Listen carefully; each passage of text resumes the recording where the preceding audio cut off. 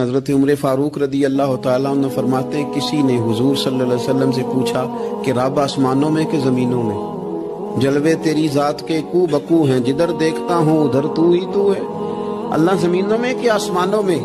تو حضور فرمانے لگے رب تو بندہ مومن کے دل میں رہتا ہے۔ چنانچہ حدیث مبارکہ ہے کہ لا یسعنی ارضی ولا سمائی، نہ میں زمینوں میں سماتا ہوں نہ میں آسمانوں میں سماتا ہوں، میں مومن بندے کے دل میں سما جاتا ہوں۔ قلب المؤمن عرش اللہ تعالی، مومن کا دل اللہ کا عرش ہے۔ اللہ فرماتا میں ساتوں آسمانوں میں نہیں سما سکتا، ساتوں زمینوں میں نہیں سما سکتا، سمانا چاہوں تو اپنے بندے کے دل میں سما جاؤں۔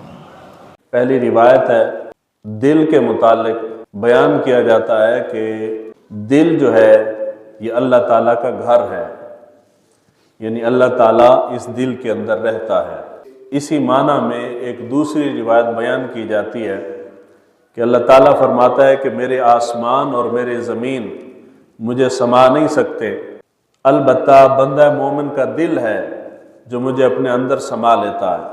یہ دونوں روایات جو ہیں یہ حضور نبی اکرم صلی اللہ علیہ وآلہ وسلم سے ثابت نہیں ہے، یعنی اسرائیلی روایات ہیں۔ ان کو بیان کرتے ہوئے یہ کہنا کہ یہ حضور صلی اللہ علیہ وآلہ وسلم کا فرمان ہے، یہ حضور پہ بہتان باندھنا ہے، اور حضور صلی اللہ علیہ وآلہ وسلم کی طرف کوئی جھوٹی بات منسوب کرنا، ایسی بات جو حضور نے نہ فرمائی ہو، یہ گناہ کبیرہ میں سے ہے۔